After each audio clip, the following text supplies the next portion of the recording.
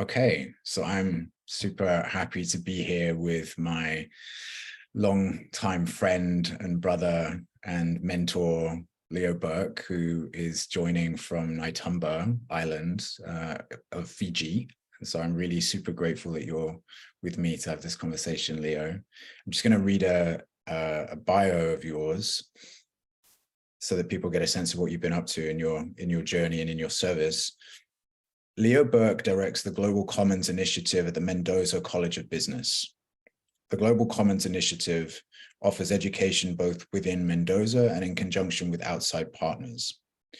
From December 2000 through to June 2008, Burke served as Associate Dean and Director of Executive Education during his tenure as Associate Dean, Notre Dame Executive Education, successfully launched several new programs, including an Executive MBA program in Chicago and the highly acclaimed Executive Integral Leadership Program. His current teaching interests center on the global commons, emerging trends in business and society, and radically new models of learning and education. I think there's an updated version of that bio, which you're going to send me, Leo, which we're going to share in terms of what you're most recently up to. But just as I was saying to you before we jumped on, you're someone who I've had the privilege to learn from over, I think we met just over 10 years ago, I think. And, I had the opportunity to learn 10 or 11, you. Yeah, and work with you. You're someone who your life and your service has been dedicated to, becoming an extraordinary, someone who just has such a broad, sweep vision of the multiple areas of crisis and challenge that humanity currently faces, and the application of a perspective that starts with the radical unity of the whole and explores how can these systems change when we start from that basis rather than attempt to arrive at it later. And so, that is deeply aligned with Singularity and what I'm developing with Singularity. So I was just super interested to have a conversation with you to explore some of these pieces, because I know that the people who I've worked with, people are just enriched by the perspectives that you hold. So thank you, Leo. Thank you, John. It's a real pleasure. Yeah. Okay, so Leo, let's just start with, if you project your awareness out into the world today, we're having this conversation on July 6th, 2023. What's your sense of where we are at collectively in terms of the global process, the challenges humanity is currently facing? Well, obviously, we have multiple challenges, as you're aware. Three challenges that would be at the top of my list are, of course, climate change. And this year, either in 2023 or certainly in 2024, will breach the 1.5 degrees Celsius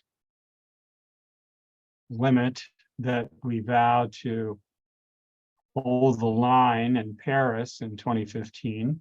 Of course, things are much hotter at the poles, up to 4 to 6 degrees Celsius, and that's a real concern in terms, especially for Antarctica, with the various ice sheets, particularly in West Antarctica, which could dramatically accelerate sea level increase.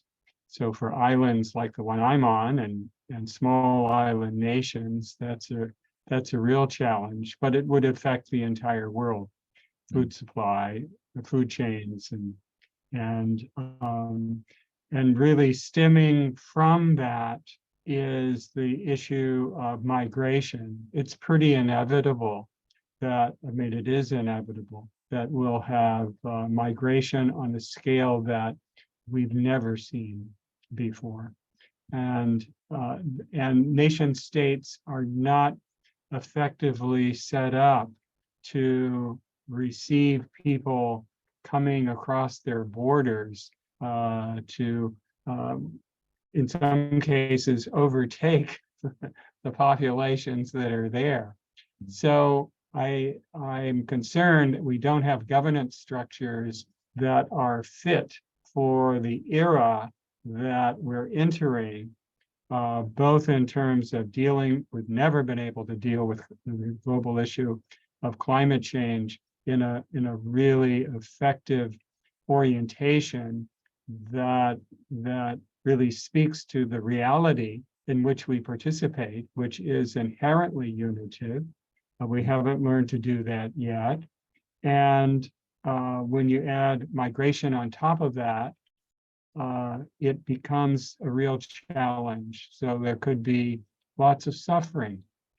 Another issue almost everybody's talking about these days is what effect will artificial intelligence have on us, or with us, or for us, or whatever. And it's just to pause and to feel that all the algorithms written for all artificial intelligence programs were written by people who presume a self and other. And so in the context of separateness, so whatever their intentions are for medical research or whatever, most fundamentally, we are accelerating a sense of separation in these very powerful technologies. And so where that will end up, it's really hard to say. And another aspect of that, I don't know if you've seen the video, the promo video that Apple has on the Apple, I think they call it the Vision Pro or whatever the glasses are, the VR glasses that actually integrate virtual reality with what the eye would normally see under a range of conditions. It's very interesting technology. And my concern is that it's so alluring and captivating and because it uses visual stimuli in a particularly innovative way, it's taking tremendous brain power, brain CPUs, or you might say tremendous attention into something that is fundamentally superficial at a time when, as a collective civilization, we need to be finding ways to live at a great depth, at a great heart depth, in order to navigate our way through and to allow the unity in which we participate to reveal itself to us, so that we can apply it more effectively to the issues we face. So climate change, migration, artificial intelligence would all be towards the top of my list at the moment. Yeah, thank you, Leo. Thank you. And I'm curious if you can speak a bit further into the point that you made around how the way that we're navigating things, the systems that humanity is operating through, are not operating in alignment with the essentially unitive nature of reality. Really, the truth of things is essentially unitive, you said, and that's not something that we've learned how to participate in a healthy way yet. And I wonder if you could speak a bit further into that dimension of things. Sure.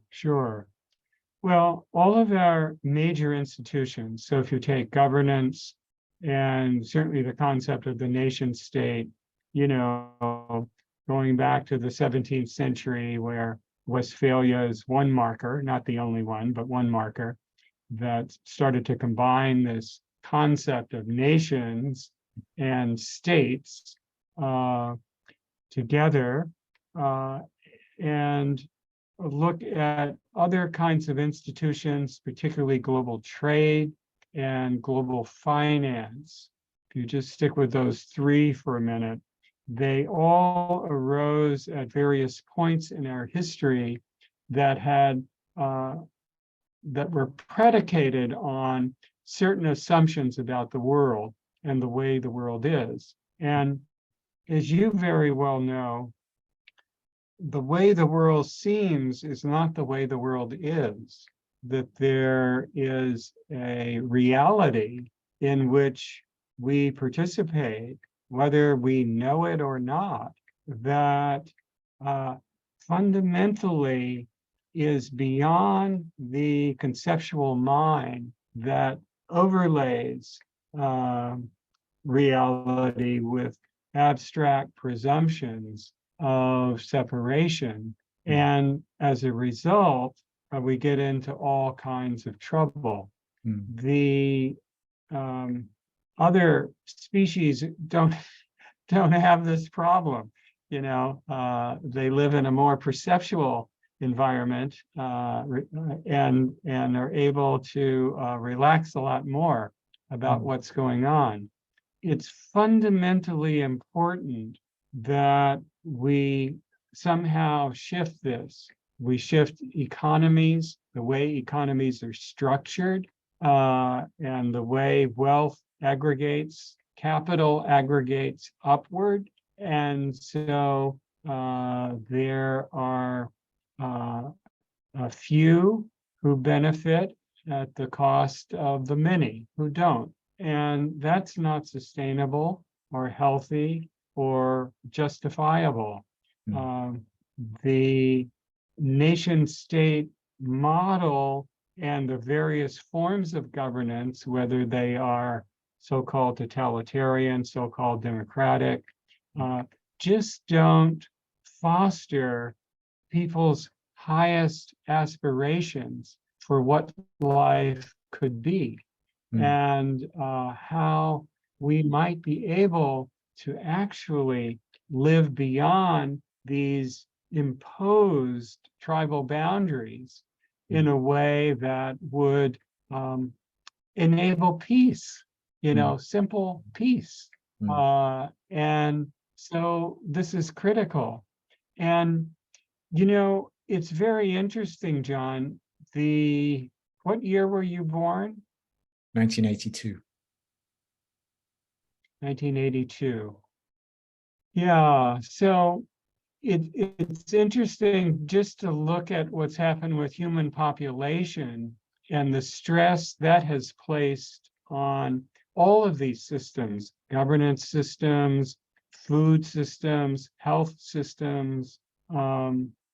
When John Kennedy was inaugurated as president in the United States in 1960, we only had 3 billion people in the world. And today, you know, it's north of 8 billion.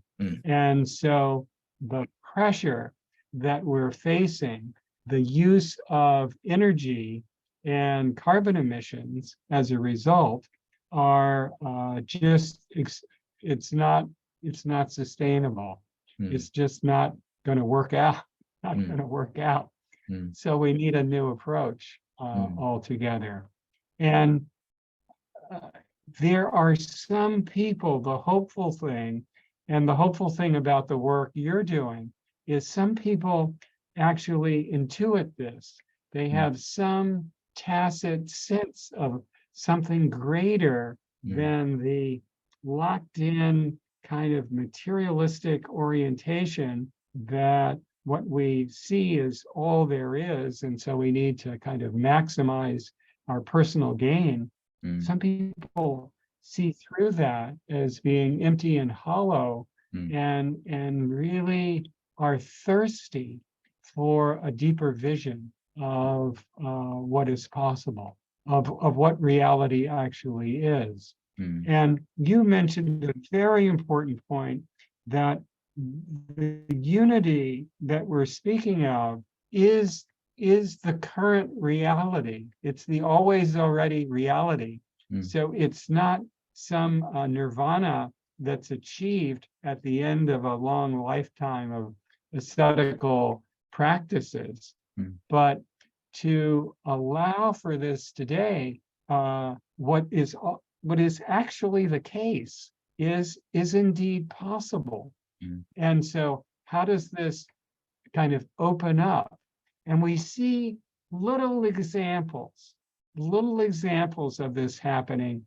There is a book, oh, it must be 10 years old now, at least, called A Paradise Built in Hell, which takes a look at human behavior in the face of disasters. And what the researcher found is that in disasters such as earthquakes, she studied a lot of earthquakes, but also hurricanes, forest fires, this kind of thing. But earthquakes were a big one because they're sudden. They usually don't last too long. They cause a lot of damage, a lot of disruption. And her observation was that for a moment, at least for a moment, this veil of separation is lifted and people's altruism rises to the fore, where people that just helping strangers of different race, different creed, different whatever, it doesn't matter, because they're all in that moment simply human beings together. And things recede and kind of return to where they were.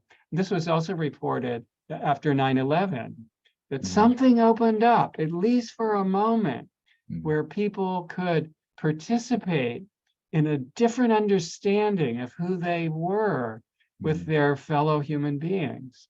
And there's no real reason why every day can't be like that. And so what's the educational process? What are the different presumptions that enable this most fundamental reality to be the working presumption, the day-to-day working presumption for people? Yeah, beautiful, Leo. Thank you. Yeah, I mean, it feels to me like one of the areas that you and I have been really aligned on is the sense, okay, well,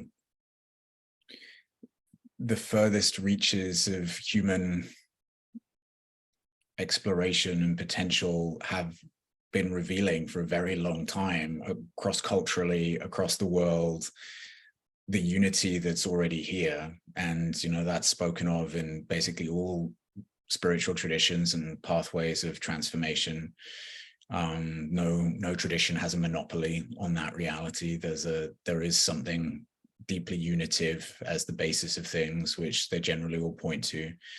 And then something that we've learned as well is it's not just peak experiences, but also times of crisis and heartbreak that have us recognize that there's a basic deep connection, and, you know, the one of us that's here, essentially, you know, in times of deep crisis and heartbreak. And then there's dimensions where cutting edge physics and, you know, even neuroscience are revealing that the world of separation that we presume to be the case is really, that's not really how things are, you know. So I think one of the areas that you and I have been deeply aligned on is, okay, well, what about if we actually start applying what we have been recognizing is the deeper truth of things, which is what's really here, to how we're doing things in the world, and, you know, what the systems that we're building and so on. And I'm really curious for you about what you've been up to over the last years, you know, and the areas of applied focus for this. I wonder if you'd be willing to share a bit about the work that you've been doing over these years. Sure, I'd be happy to. I'd be happy to. I can give you a couple of examples. Let me just, to do that, I'm gonna pull up a document that I would want to share with you.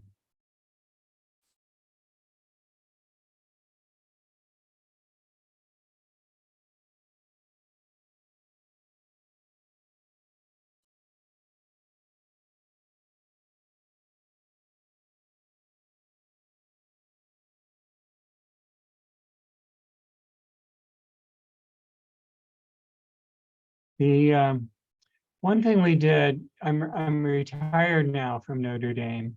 But one thing we did in 2018 and in 2019, and then COVID had kind of disrupted our plans for 2020, was we were dealing with the issue of climate change and looking at how is it that oil companies continue in the face of what the known science is to not only participate in, but lead the charge on exploration of oil and gas resources that everybody knows will further add to carbon emissions.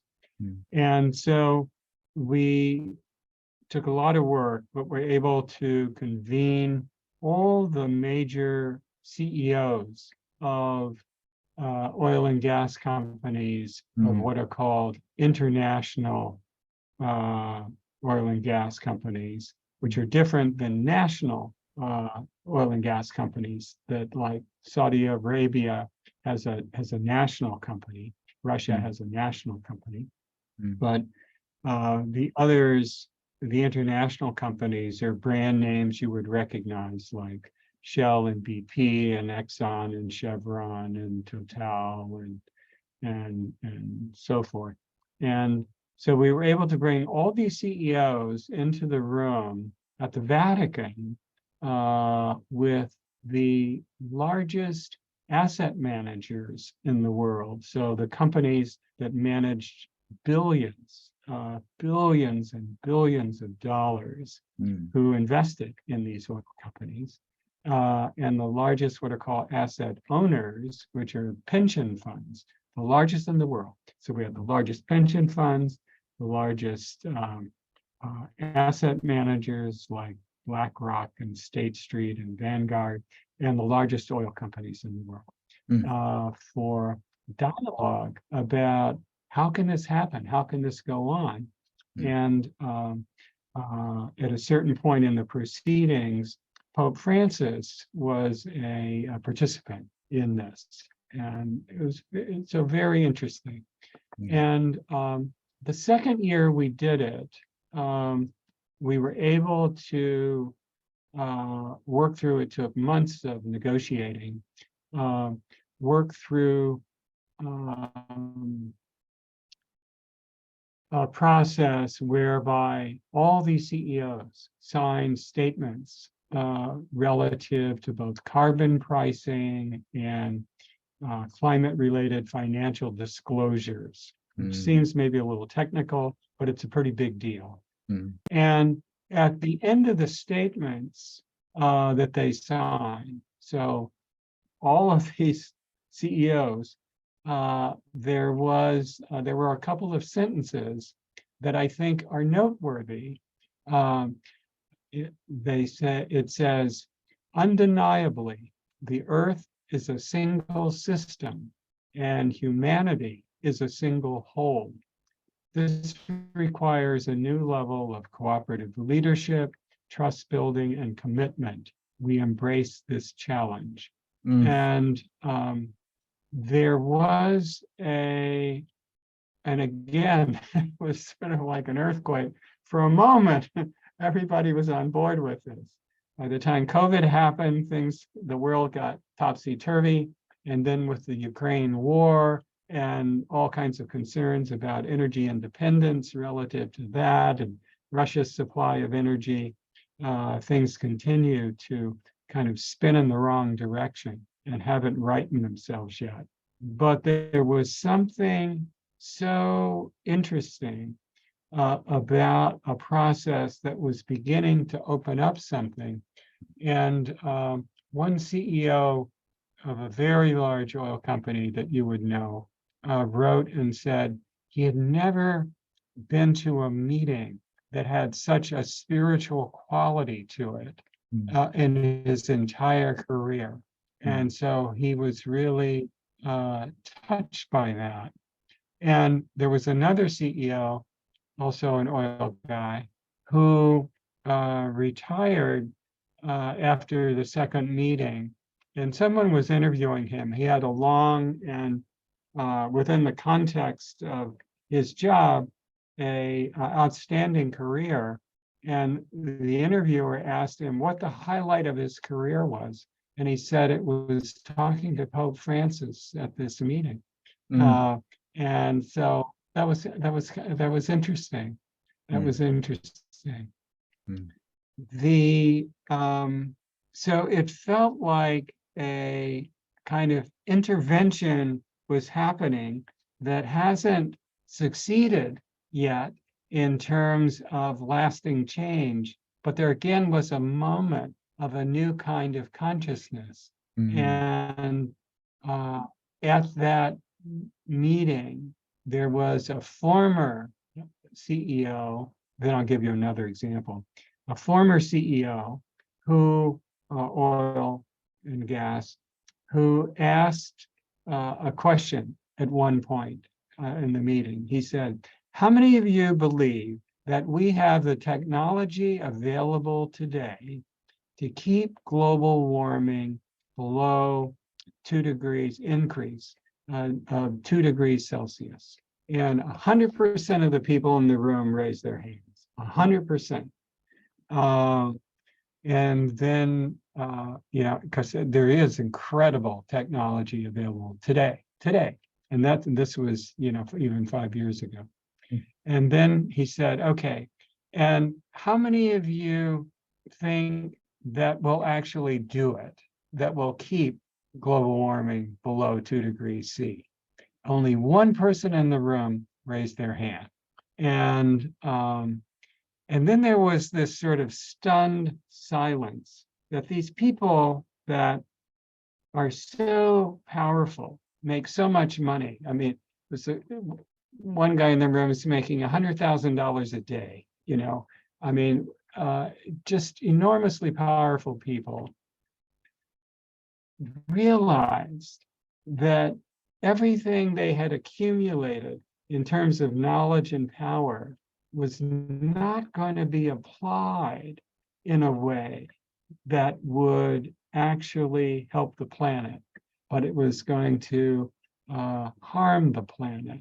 And that they were locked into a paradigm. They had bought into a paradigmatic view of reality that was fundamentally devoid of any moral rightness.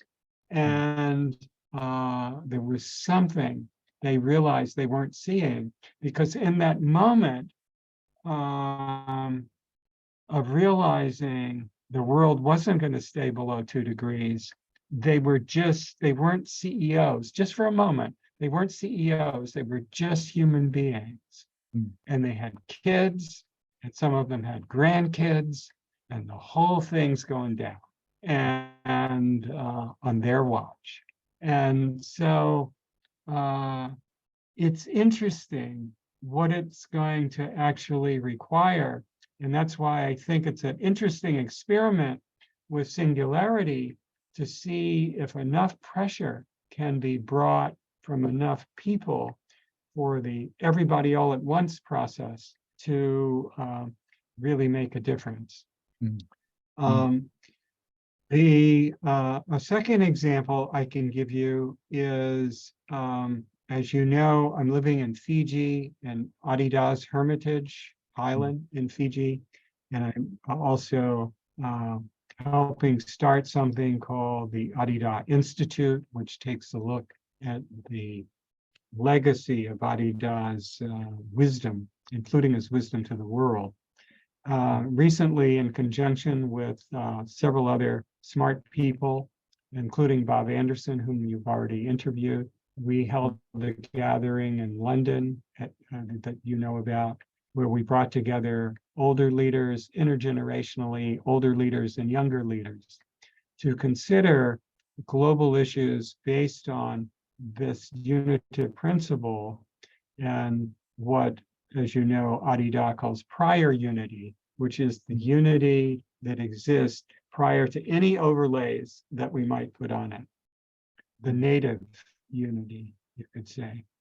And it was very interesting because we introduced this to people that most weren't familiar with this concept, had some were certainly open to the notion that life is a unity in some kind of broad way, but not drilling down to specifics.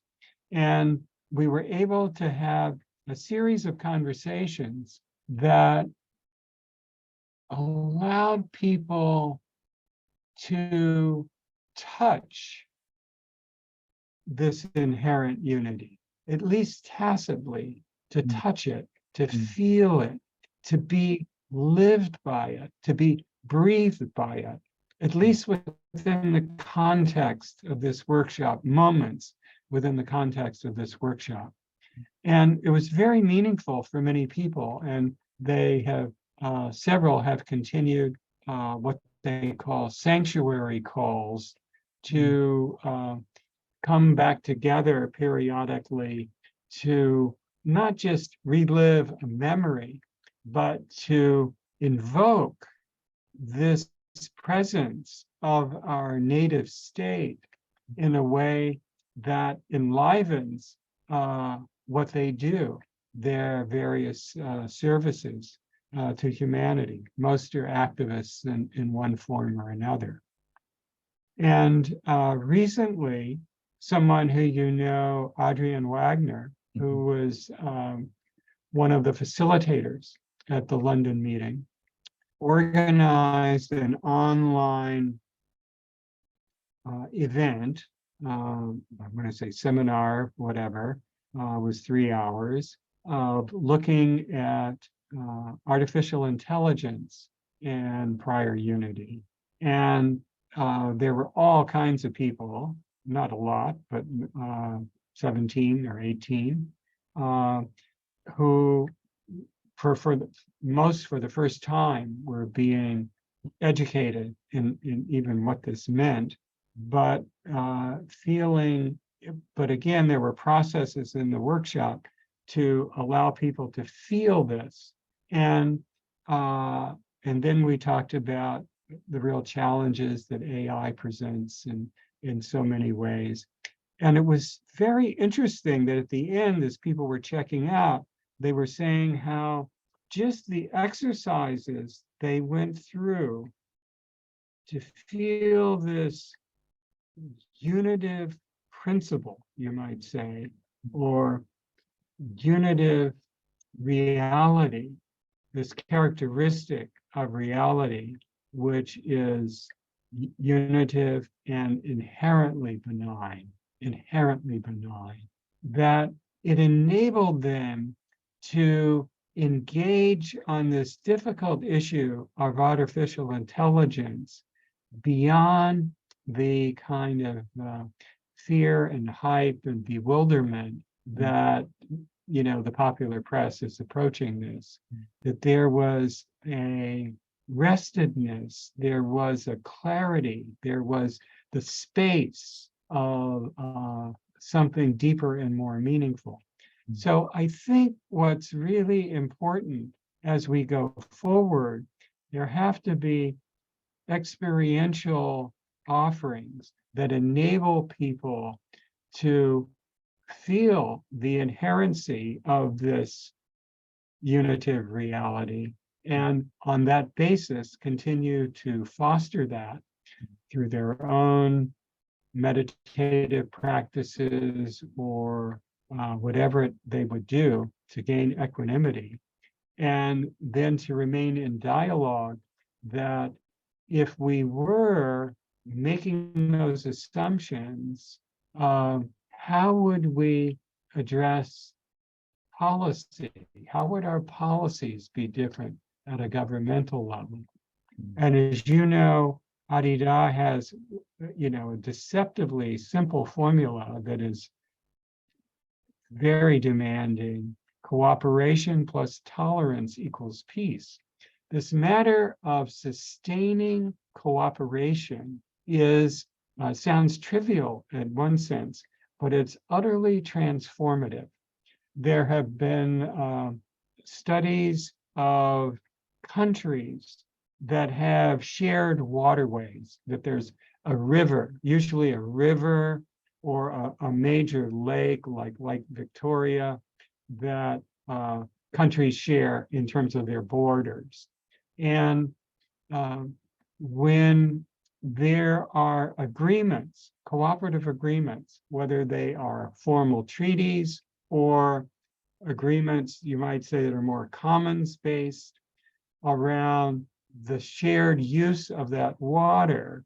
So, the guys on one side don't divert it all for irrigation and leave the others, without water downstream or whatever.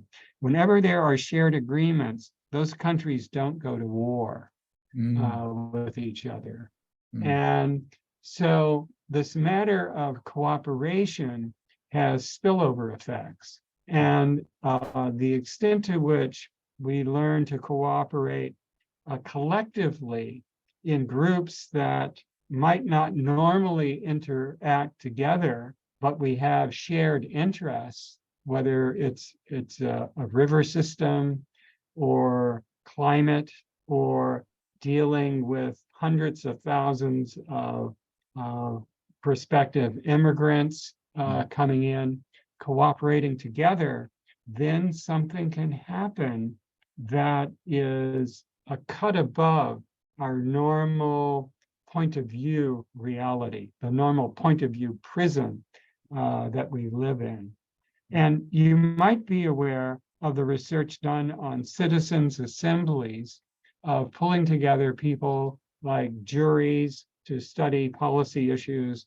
Ireland's been very successful with this in looking at how they changed their abortion laws as one example, and then sexual preference laws, and bringing together ordinary citizens to consider things, but in a broader cooperative domain of taking a sense of responsibility for the totality. And when that happens, we leave our self-interest in the background. Doesn't necessarily go away, but it's in the background. And if there's a collective that's willing to do that, then something new can emerge. And I think that's very important. It's going to be, I think, John, it's going to be dialogue by dialogue by dialogue with small groups, and then something will shift.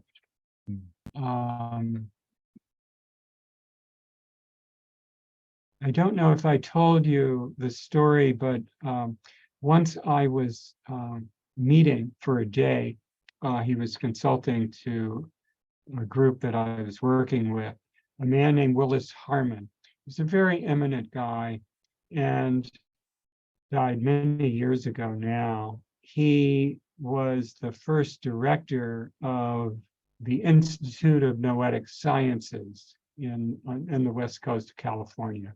And at the time, they were one of the early birds doing very interesting research on new ways of looking at reality in life. And Willis was an engineer by training, but he was such a broad and deep thinker. And he was a futurist in the later part of his life. And I asked him a question about whether he foresaw the fall of the Berlin Wall in 1989.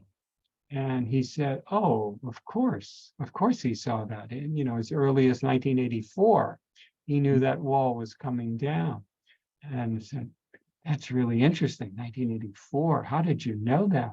And he said, well, I travel a lot, and I would even travel into East Germany, and I speak German, and I would overhear people in small groups, churches or cafes or whatever. But the gist of what they were saying is they couldn't bear to raise another generation of Germans under a regime that was so limited, so oppressive. And he said, that creates a psychic vacuum. And sooner or later, whatever the catalyst is, that vacuum will implode and things will fall apart. And if you look at the history of what happened in '89 with, country after country changing governmental regimes, where only a year or two before that seemed so solid. The Iron Curtain seemed very iron, and something changed, and with hardly any bloodshed. And people got a taste for freedom, but there were many conversations leading up to that, many dialogues in those cafes and small groups. And so I think the extent to which Singularity and other groups around the world can collaborate in enabling such dialogues about how does what we know to be the truth, ultimately, the truth that every human heart can somehow sense, how does that truth come to the foreground? How does it come alive? How does it come out of the closet into the sunshine for the benefit of all? And it would be really good if it happened sooner rather than later. Amazingly, thank you. I'm always so inspired to hear what you're doing, the actions that you are taking and have been involved in, and the meetings you've been part of curating, which just feel tremendously consequential. And just to even have that group of individuals in the room at the Vatican that you spoke about, and that's just that's extraordinary. It's extraordinary that happened, and that you were able to curate that, and that at a certain point in the proceedings, Pope Francis just was part of that process, and and the other meetings as well. So I feel like I just have a last question, which I would be curious to ask you. On the basis of your experience, Leo, and your heart, and what the reality that you inhabit, both in terms of your connection to this native unity, and also your sense of what's happening in the world, and also the intergenerational context of this work, what would you say to people who are passionate to continue these conversations, who are passionate to continue the work of supporting a collective shift to a culture, to a humanity, to communities, to systems that are representative of the unity that's already here? What would you say to those people who may be listening to this at some point? Yeah. Well, I'll start with just giving what somebody said to me in a classroom I was teaching one day, executive MBAs, and who were usually in their 30s, and many of them have very responsible jobs. And the issue we were talking about in this particular day, looking at global trends, was around climate change. And at one point, one of the students got up and said, "Professor, I just want you to know that no matter how bad things get, I'm not going to give up." And I really appreciated his comment. And there was a young woman who attended this recent meeting we had in London, Clover Hogan, that runs an organization called Force of Nature, which supports young people, I think in their teens to early mid-20s, around dealing with climate despair and issues where people can get really depressed or feel like there's no hope. And she actually reported a study that said 56% of young people, and I don't know what age young people means in this particular study, but felt things were doomed. Well, things are not doomed. It's not that they're going to get better, but things are not doomed. In other words, regardless of the external conditions, and we know at this point, there's some changes we put in place with climate. We're not going to turn it around. It's going to get hotter, and there are going to be disrupted meteorological systems for centuries to come.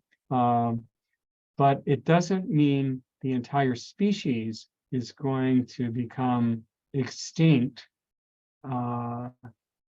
We could keep going in this direction, and it could become extinct, but we could, if we do turn it around, even in difficult circumstances, find that life is still worth living, and even in a deeper way, because right now everyone is so driven, whether they know it or not or like it or not, by a model of consumption and individuation, that we could live on the basis of cooperation and real care for each other, and feed each other's hearts with our love, our fundamental love, and the quality of life, even under difficult circumstances, would be enriched, because so many people today are just, depressed and all kinds of psychological issues and lonely, at least lonely for profound intimacy. So I think it's so important for people to understand that we are collectively engaged in a process beyond what we can comprehend, that through our invocation of this unity, shifts can occur in our own life, in our own relations with those that we love and care about, and the broader community that we can reach, that can give a real sense of added purpose to life. And it's really important for these everyday heroes to come forward now. Beautiful. Thank you, Leo. My heart is touched by that, and always touched and inspired by you and the love that guides you, and your service, your ongoing, never-ending service to humanity. So you're actually someone I remember, I witnessed many times when we were working together. I saw you thanking people for their service to humanity, and it was something that I took on because it touched me so deeply. So thank you, Leo, for your service to humanity. Thank you, Jon. It's just a real deep pleasure to spend this hour with you. And please stay in touch.